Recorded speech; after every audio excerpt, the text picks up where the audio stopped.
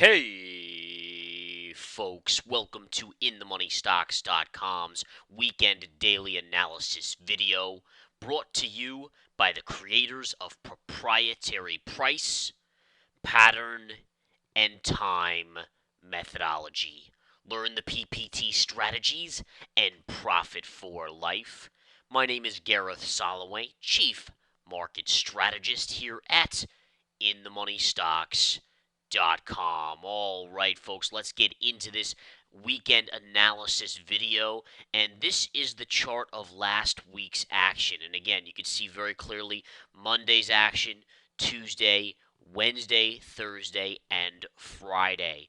Now, again, we had a little bit of a pullback on Friday, but for the most part, it was a up week on Wall Street. On Friday, the S&P was down about 2.5 points, Dow down 25, ending a 10-day win streak, and the Nasdaq was down 10 points as well. Now, the key here to recognize, there's a couple keys that I want you to focus in on next week. First and foremost, the trend line I've pointed out to you guys for over 2 weeks now is still extremely imperative. Starting from this gap up right here, going back to the 5th of March, this line has been the pivot point for every market move up or down on either side of it. And very clearly, you can see we hammered on it, hammered all this past week, about a week and a half ago or so. And then this current week, we were below, hammering on it, got back above, and then fell back below, partially due to the dividend paid on the SPY on Friday to the tune of 70 cents, okay? Now, the key is to understand here is that when we're below the blue line, that's where I have a slight negative bias to the market, and when we're above, you have to give the benefit of doubt to the strong market and have a positive bias. Based on Friday's close, we ended slightly lower on the day, therefore below that blue trend line, especially with the dividend being paid.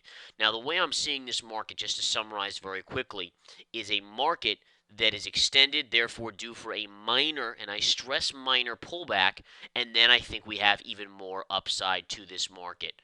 All right, the Federal Reserve printing of money continues, therefore you have to think that the markets can continue higher, even though there'll be small pullbacks along the way.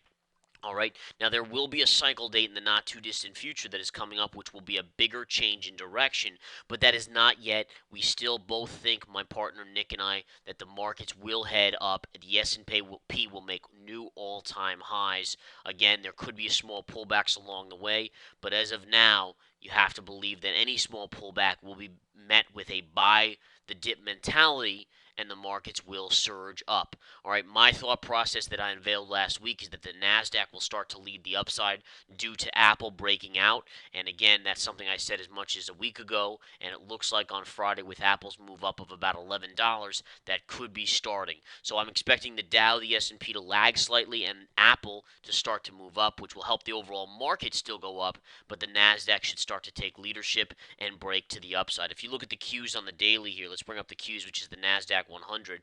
Very clearly, you can see a bullish flag pattern development right here. So this is a classic bull flag. As long as that holds, my theory on Apple should hold as well. Now, there's a possibility it could fail, but you just go with what the charts are telling you right now, which is Nasdaq to the upside short term. All right, couple other little tidbits that I want to go over. We want to talk about a few other stocks, but before I do that, we need to talk a little bit about what the dollar is showing us. The UUP has had 2 consecutive down days, but is now coming into support. All right, and this leads me to my next little prognosis for this week. I do think while the markets may continue to grind out small gains, there's a good chance of a small pullback this coming week. And again, that would be a result of the dollar starting to find support. Now, when the dollar pushes up, generally the markets stall out a little bit. They have a chance for downside. When the dollar falls, it's very tough for the markets to pull back. Usually they go higher pretty nicely. But again, after a quick pullback on the dollar to the 20, maybe it goes a little bit lower to the 200, but right in this area, you're going to start to see some pressure come back in and most likely a bounce on the dollar. Okay, one little side note here, folks. I encourage you to take the 7-day free trial here at InTheMoneyStocks.com. That's InTheMoneyStocks.com, 7-day free trial. We have 2 main services, the Research Center, which is geared towards swing traders and investors. If you want swing trade alerts, daily analysis videos covering the market, stocks, commodities, currencies, etc., and what's really going on behind the scenes of the market, not what the media is telling you. That's where we give it to you here. Daily market reports, live live broadcast for those members who are swing traders and investors. It's all here in the Research Center. And again, there's a 7-day free trial. If you're a day trader, the intraday stock chat is for you. Live trading with the pros, see our charts live, hear our calls live, and ask us questions live all throughout every single day. It's really an awesome little environment. We have a great group of pro traders in there that are just making money left and right off of the calls we give, and they've learned the PPT methodology we preach, and they've started to make money just even learning it and understanding it and seeing the chart setups themselves. All right, let's go on to the SLV. SLV, very nice little bearish pattern here, folks. This is the silver ETF. As long as you do not close above this line right here, I'm going to draw this in right now. You don't want to see a close above this line on the SLV, which is the 2840 level. If you close above 2840, bearish pattern fails and it could go up. As long as it stays below here, expect downside or weak silver prices. All right, classic in spirit of bearish pattern. Downside target, first and foremost, is going to be right here. Short term, which is going to be the 2735 level on the SLV, and it should break through that as well, ultimately ending down here, but that could be a couple months out before it gets all the way down to this 25.5 level. All right, but a beautiful short term in spirit of bearish pattern on the SLV. A couple other stocks to note here. We'll get back into the spiders in a minute, but Amazon, I love the chart of Amazon right now. All right, first and foremost, this was a beautiful in spirit of bullish pattern, and I say beautiful because it failed.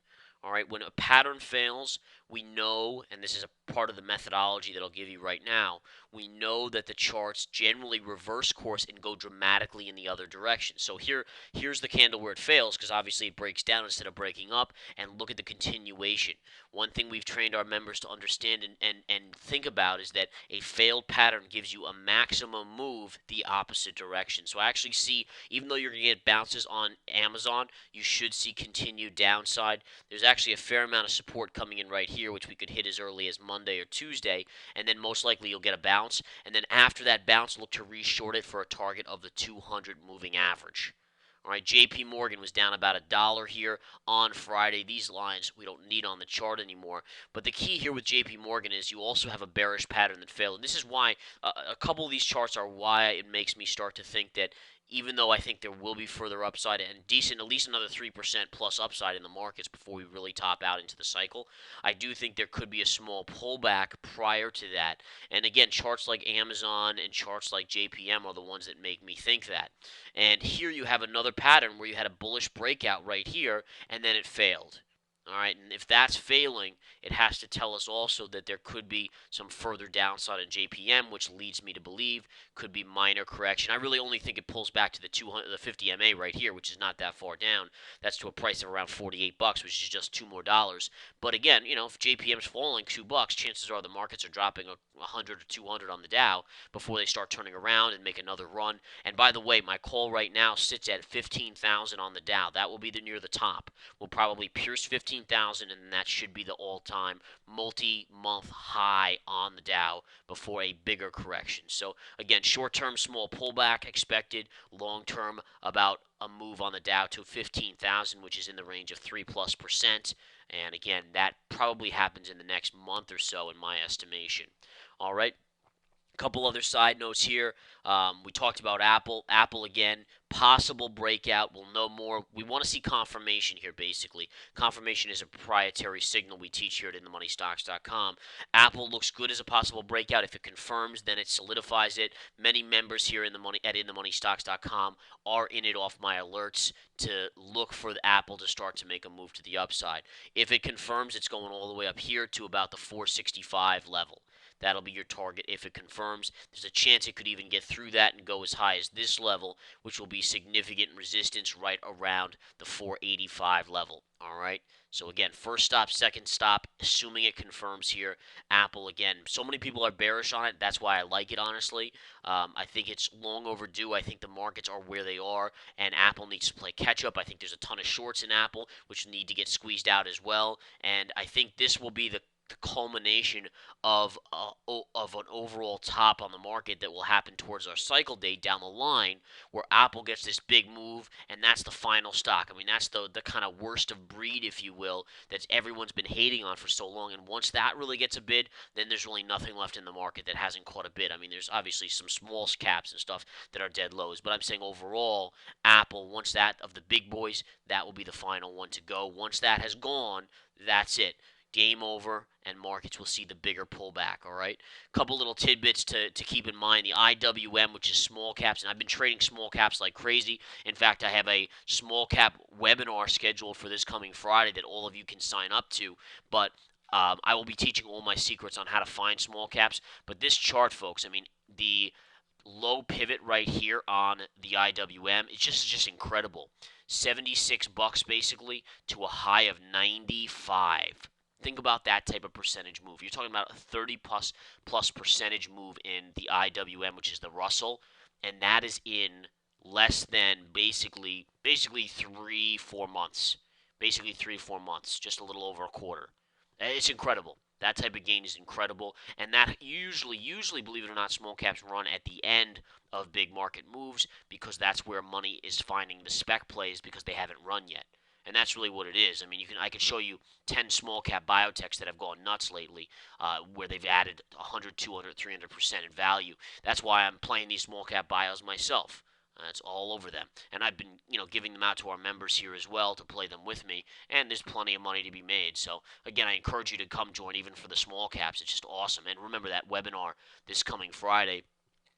Email support at inthemoneystocks.com if you want to join up and take that. But it'll be basically how I find the small cap stocks that I pick, the ones that ended up going 200%, 500%, whatever they are, how I give these out, how I find the, ABIOs of the world, or any of these other small caps like Rosetta Genomics. When I gave them out, I think 2 times in a row I gave out Rosetta Genomics in a span of a couple weeks, and we made about 25% each time on it. These type of plays, so much money to be made. If you want to know how to do it, I will be unveiling that. All right, so that's what we have going on there. Baidu, I think Baidu's an interesting chart here. Baidu just broke down. This is a pretty big breakdown.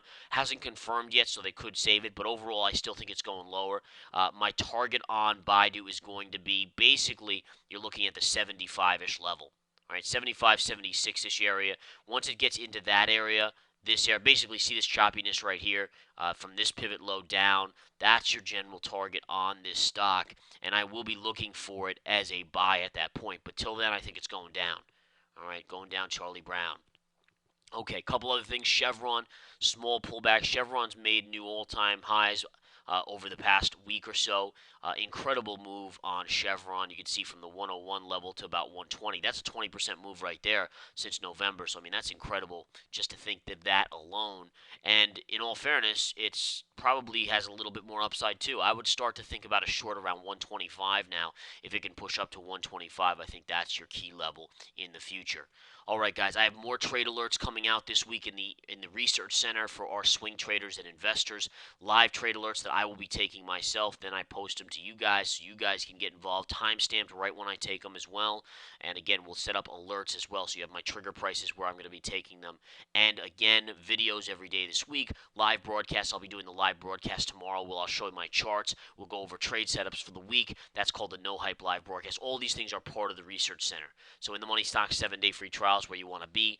Come join us here at InTheMoneyStocks.com, folks. Again, I talked about my market projections. We looked at some key stocks here.